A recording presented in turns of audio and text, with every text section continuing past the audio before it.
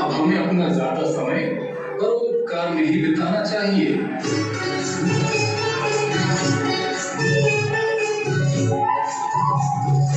अरे ये शोर कैसा?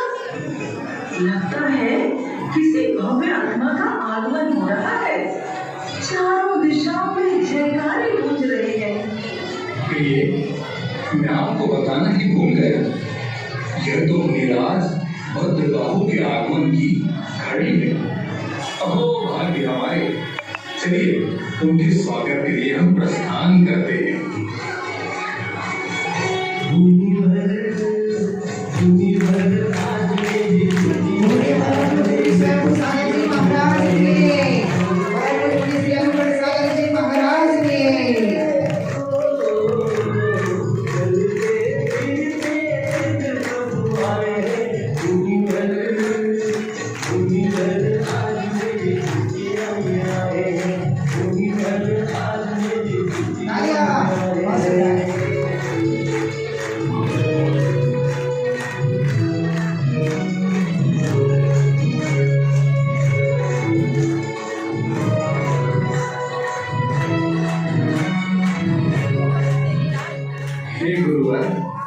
आप कुछ क्षण इस स्थल पर विश्राम कीजिए, तब तक मैं मंदिर परिसर की व्यवस्था देख कर आता हूँ।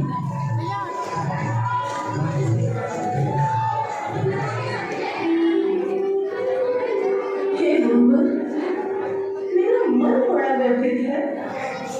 मैं आपसे कुछ कहना चाहती हूँ। अपार धन होने पर भी अब तक मेरी गुण सुनी है। आप तो त्रिकालदर्शी हैं। कृपया बताएं, मुझे संतान प्राप्ति का सौभाग्य प्राप्त होगा या नहीं? पुत्र दर्शन का सौभाग्य तो तुम्हें प्राप्त होगा देवी, किंतु पुत्र का मुख देखते ही तुम्हारे पति दीक्षा ले लेंगे और पुत्र भी मुनि वचनों को सुनकर युवावस्था में वैराग्य ले लेगा।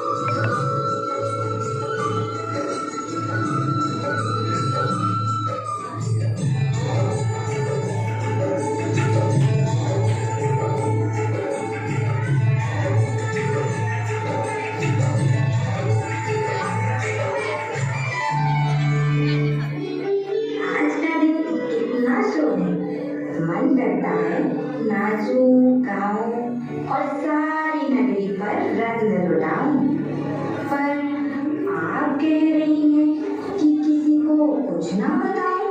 हाँ, मुझे अपने घर धारण की बात को गुप्त ही रखना होगा। स्वामी को इस बात का पता भी नहीं चलना चाहिए। पर क्यों स्वामिनी? क्योंकि मुझे अब तक याद है मुनि श्री के वचन कि यदि स्वामी ने संतान का मुख देख लिया तो अनर्थ हो जाएगा। लेकिन इस बात को आप कैसे गुप्त रखेंगी स्वामिनी? चंद्रमा पश्चात आपका बड़ा हुआ उदय समय भी सारी कथा कह देगा। वही तो सोच रही हूँ चंद्रा कि क्या उपाय किया जाए जिससे संतान प्राप्ति का सुख पति के त्रिशूल में ना बदल जाए।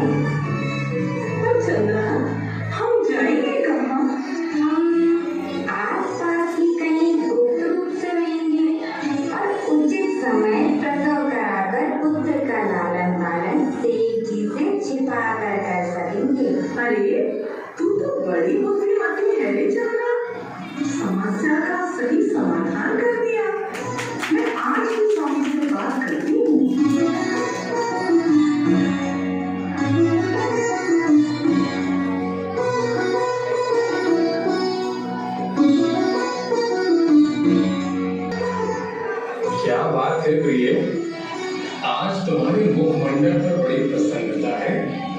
क्या कोई शुभ समाचार है? हाँ स्वामी, मायके से तीर्थ यात्रा के लिए आमंत्रण आया है और मैं भी सोच रही हूँ कि क्यों ना इस अवसर का लाभ उठा लूं। आपको तो व्यापार कार्य से समय ही नहीं मिलता। हाँ, इन दोनों व्यस्तता कुछ अधिक ही बढ़ गई है। तुम जाना चाहती हो तो अवश्य जाओ। मैं तुम्हारे जाने की उचित व्यवस्था करता हूँ।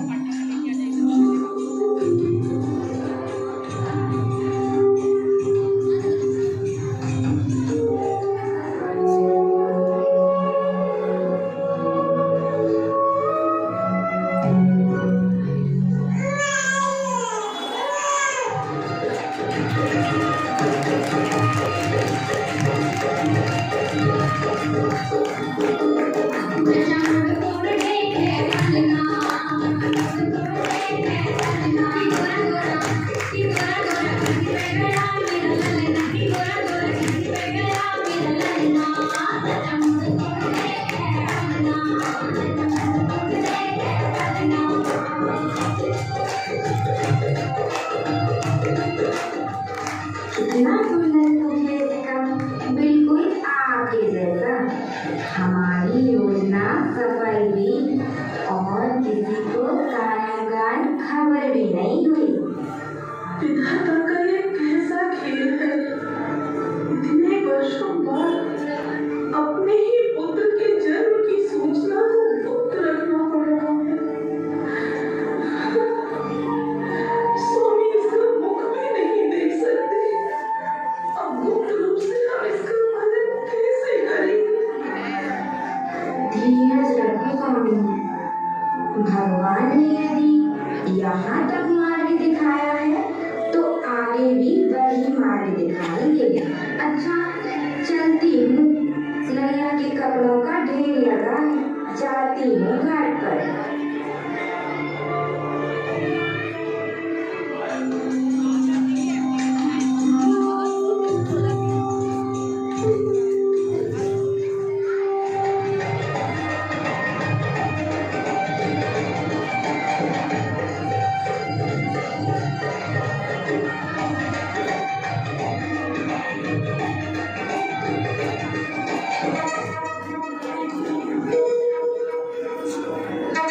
अरे, यह तो नगर सेठ सुरेंद्र की दासी है।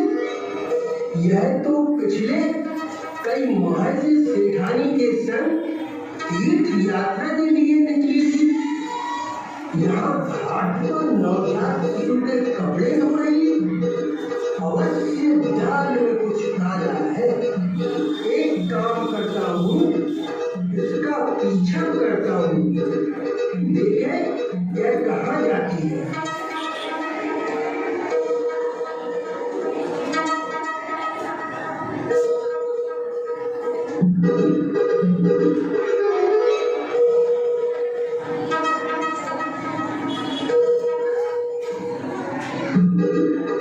तो यह मामला है। सेठानी ने पुत्र को जन्म दिया है, वह भी सबसे छिपाकर। अभी सेठ जी को इस बात की सूचना देता हूँ।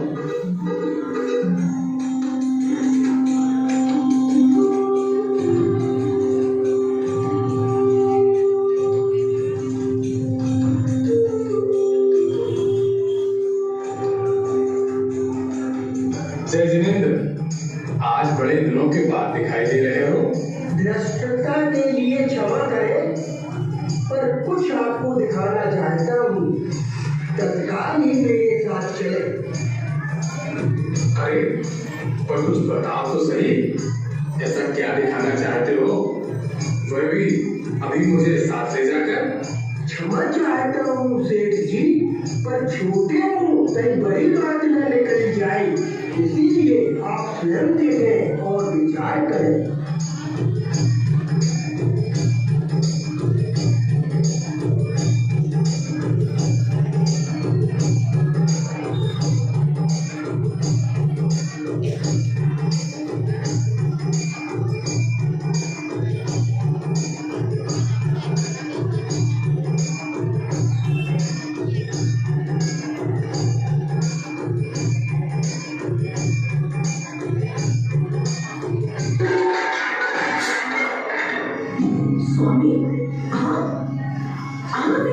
आप यहाँ कैसे? हाँ, मैं पाखंडिया, तूने इतनी बड़ी बात मुझसे छिपाई। सच सच बता, क्या यह मेरा अंश है या फिर? ऐसा न कहे स्वामी, यह आपका ही अंश है।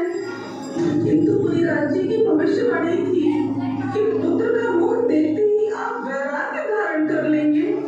इसी कारण मुझे आपसे और संसार से छिपाकर इसे जन्म देना पड़ा। मैं आपको खोना नहीं चाहती थी।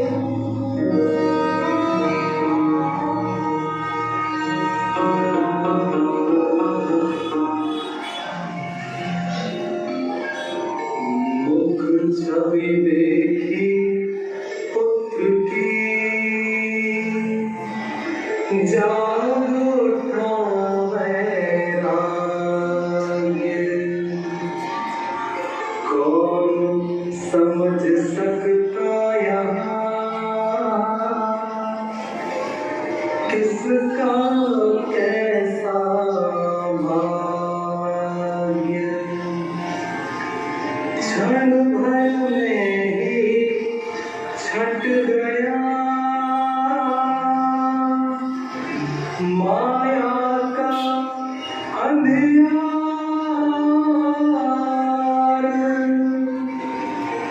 प्यासे मन ने पा लिया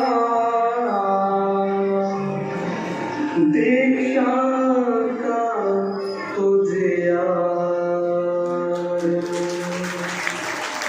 नगर से मन को चले वस्त्राभूषण त्याग।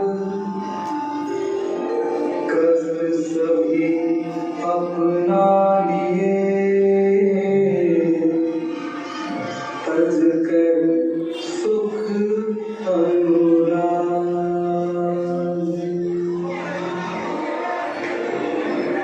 पुत्र में डूब कर सेठानी भयभीत। तब रचने लगी उपाय बढ़े पुत्र की प्रीत। नाम रूप का पुत्र वह फूलों से सुकुमार। महलों में रखा उसे रक्षक पहरेदार। सुख सुविधा की वस्तुएं चुन चुन रखी बटोर। सुंदरता की मूर्तियां बिखरी चारों ओर। दिन बीते कब रात हुई हुआ ना सोमार। अवस्था को प्राप्त हो सका। जोरदार तालियां। क्या सुन न सकी कब मां। मोहग्रस्त मां की ममता की कौन भला पाता है पाप। एक एक करियुआ पुत्र की रच डाले 32 बार। गुणवान सुकुमार की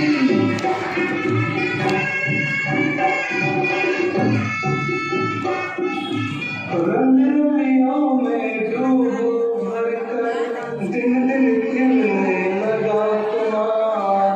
मधुरोही का ऐसा आलम जैसे छाया हुआ कुमार। होते रहते रक्त सदा सुरीता।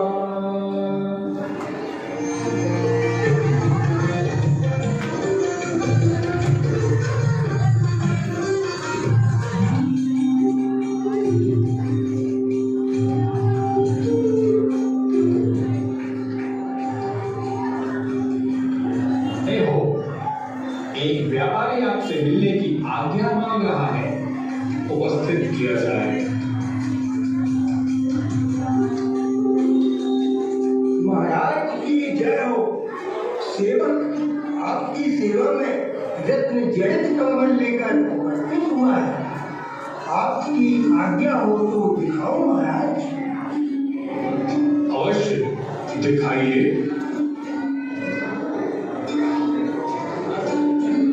बड़ा सुंदर है, क्या मूल्य है इसका? 1,00,000 स्वर्ण मुद्रा महाराज। 1,00,000 स्वर्ण मुद्रा? यह तो अत्याधिक मूल्य है। इसे खरीदने में हम असमर्थ हैं बड़ी। कोई बात नहीं महाराज, आज्ञा चाहता हूँ। स्वामिनी, एक व्यापारी कंबल लेकर आया है, आपसे मिलना चाहता है। आप कहें तो बुला लाऊं? हाँ हाँ, बुला लो।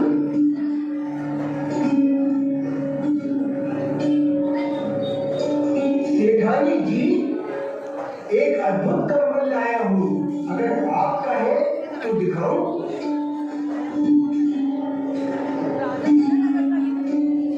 बहुत सुंदर है चंद्रा। इस कंबल का जो भी मूल्य हो, खजांची जी से कहकर इन्हें दिलवा दिया जाए। जो आज्ञा स्वामिनी।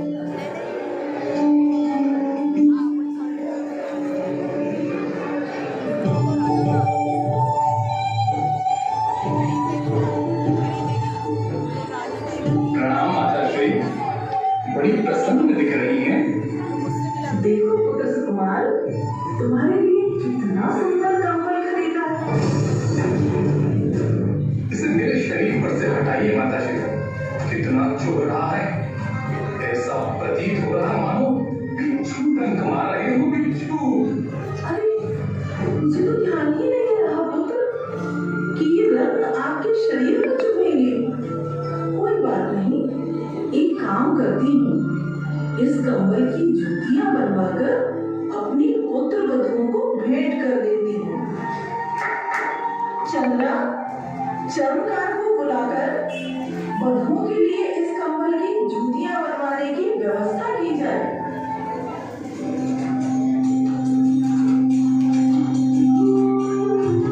बड़ी विचित्र सी बात है। आज हमारे शयन कक्ष के बाहर एक रत्न जड़ित जूती मुंडेर पर रखी हुई थी। शायद कोई पक्षी धोखे से ले आया। सेवक, वह बहुमूल्य जूती हाजिर की जाए।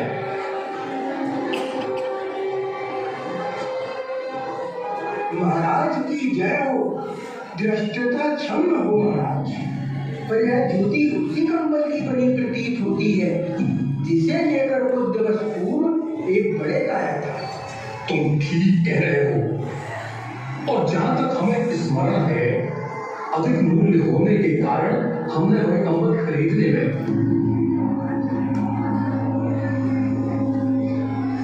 और हमारे राज्य में ऐसा कौन धनवान है जिसने उस कंबल को खरीद कर उसकी जूतियां बनवाई?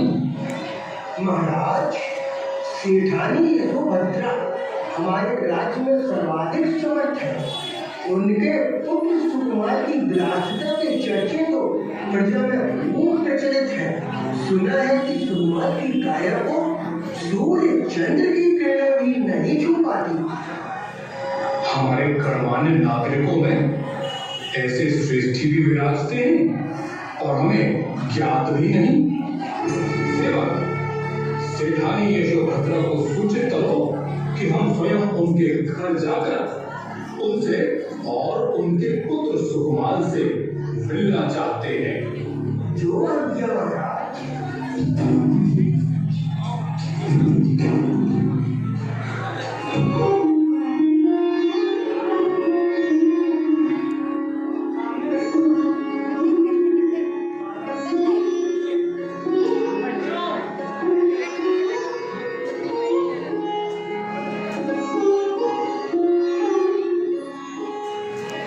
स्वागत है महाराज। अहो भाग्य जो आप हमारे ग्रहण कीजिए। पुत्र सुकुमार, आप भी आसन ग्रहण कीजिए।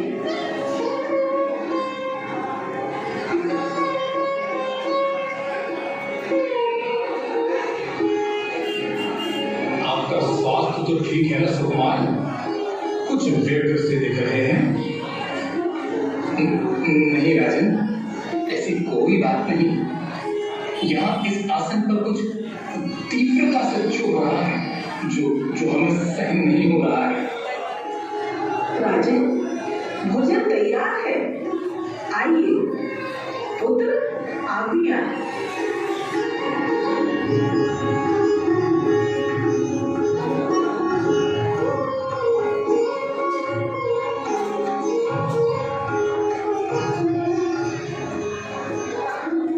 अति उत्तम भोजन। भोजन बहुत ही स्वादिष्ट बना है, आनंद आ गया। हे श्रेष्ठी सुकुमार, क्या बात है, आप पुनः असहज दिख रहे हैं। इतना स्वादिष्ट भोजन है और आप एक ग्रास भी नहीं ले रहे। नहीं राजन, सब ठीक है, शायद कौर गले में अटक रहा है।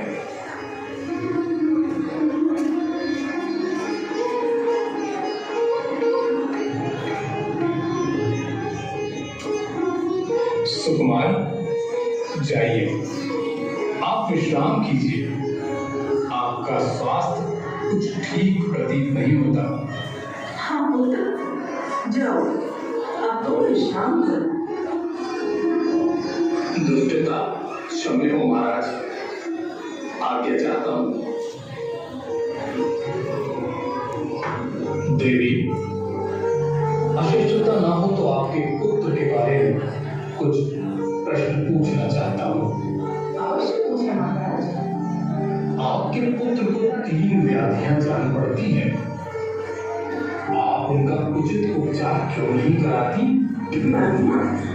मेरे पुत्र को कौन सी व्याधियां महाराज? मैं भी तो जानूं। हम जब से यहाँ आए हैं, देख रहे हैं कि एक क्षण भी स्थिरता से वे आसन पर नहीं बैठ पाए। जब आप हमारी आरती उतर रही थी तो उनकी आंखों से निरंतर पानी बह रहा था। भोजन करते समय भी कौर बार बार उनके गले में अटक रहे थे। वे एक चावल खाते और एक उगल देते थे। दृष्टता क्षमा महाराज, मेरा अम्लान पुत्र सुकुमार अत्यंत सुख भ्रम में पड़ा है। वह दिव्य शैया पर सोता है और दिव्य आसन पर बैठता है। आज आपके स्वागत में राई के दाने जो आप पर न्यौछावर किए थे, उसके आसन पर गिर गए थे और वे ही इसे चुभ रहे थे। इसीलिए स्थिर होकर नहीं बैठ सक रहा था। और आरती के समय नेत्रों से निरंतर आंसू क्यों बह रहे थे देवी? राजन, रत्नों के प्रकाश के अलावा अब तक मेरे पुत्र ने दीपक का प्रकाश नहीं देखा। आज आपकी आरती दीपक से उतारी तो यह उसकी विलोप को सहन नहीं कर सका। भोजन के समय बार बार ग्रास का अटकना, चावल का एक दाना खाना और एक उगलना, इसके पीछे क्या रहस्य है देवी? बात यह है महाराज कि इसके लिए बनाए चावलों को एक दिन पूर्व सूर्यास्त के समय तालाब के भीतर कमल की पंखुड़ियों में रख दिया जाता है। उन कमल दलों में भीगे चावल का यह भाग होता है।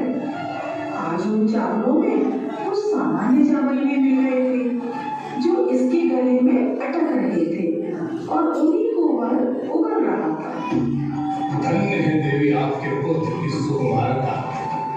आज से मैं उसे सुकुमार नहीं, अवंती सुकुमार के नाम से पुकारूंगा। जय अवंती सुकुमार आज्ञा दें देवी। हम जी, मुनिराज यशोमती जी का आगमन हुआ है और वे यही प्राग में स्थित मंदिर में विराजमान हैं। क्या कहा? विराज का आगमन हुआ है? ओह, आज तो वर्षा योग है। कहीं ऐसा ना हो कि वे यही चातुर्मास में ही ठहर जाए। मुझे उनसे बात करनी होगी। आखिर ग्रस्त काल के भाई हैं वे मेरे। चलो, चलते हैं।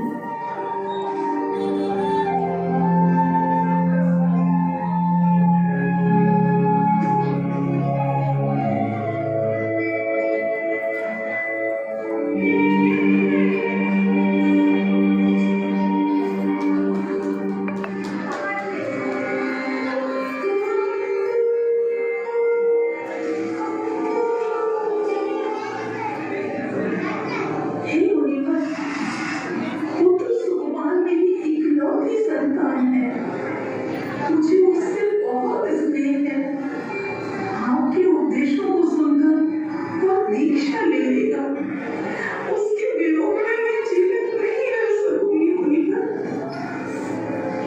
तुम्हारा स्नेह उसके लिए कारागृह बन चुका है देवी। तुमने उस जीव के कल्याण के सभी मार्ग बंद कर दिए हैं। उसकी आयु अब अंत ही रह गई।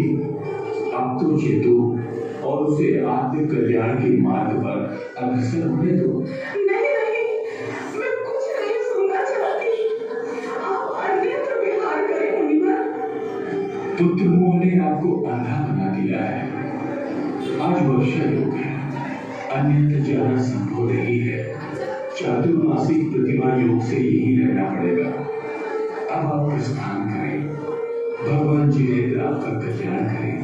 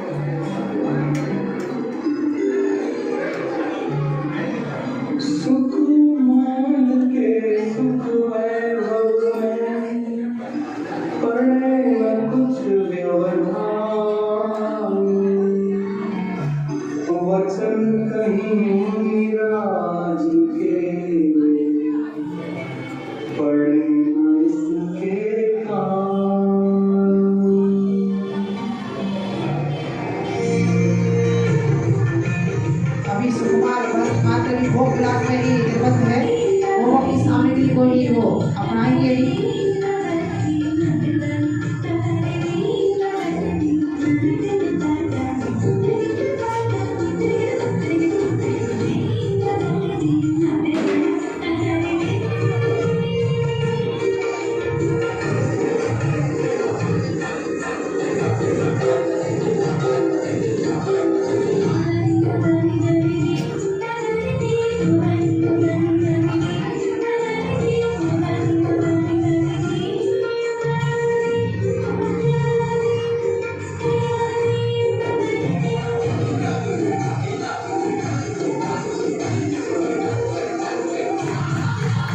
जोरदार तालियां आपके सामने के लिए।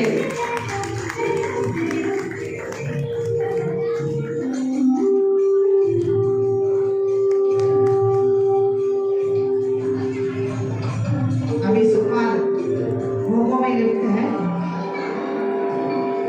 हुई पूर्णिमा रात की, पूर्ण हुआ वर्षा का योग। अवधि ज्ञान से जाना उन्हें, अब आए शुभकारी योग।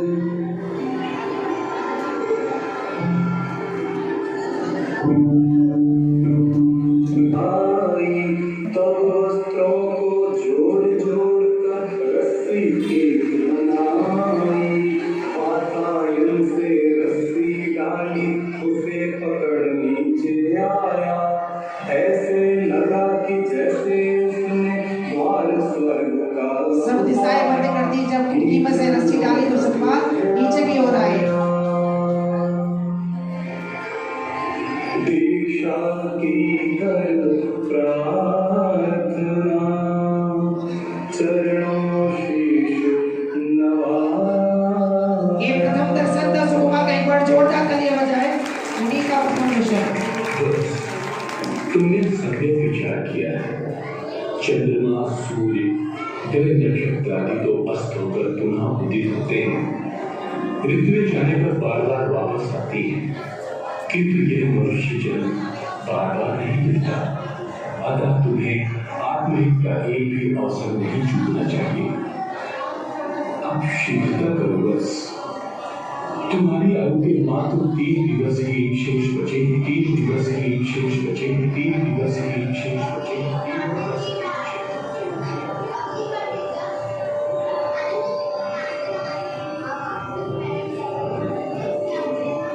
भोगों की गोदी में पल एक बार जोरदार तालियां। वैराग्य का वो पावन दृश्य। होता योगी।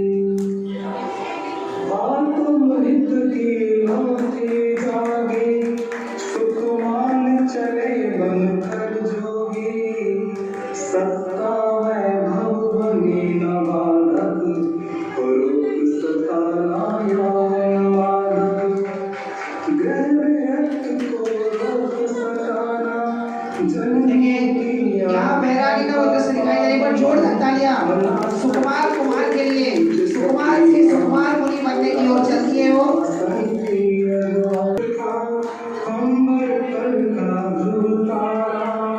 एक पूर्व का इस पढ़ को देखिए, सियालनी जो उनकी भाभी थी, उन्होंने लात मारी थी तो वो उनको भक्षण यहाँ पर पैरों से ही प्रारंभ करने लगी।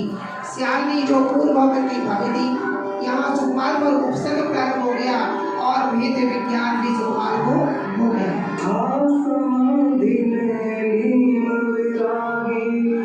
तीन दिन तक कंटिन्यू सियालनी ने सुकुमार के शरीर को खाया। सुकुमार महामुनि राज की सुकुमार महामुनि राज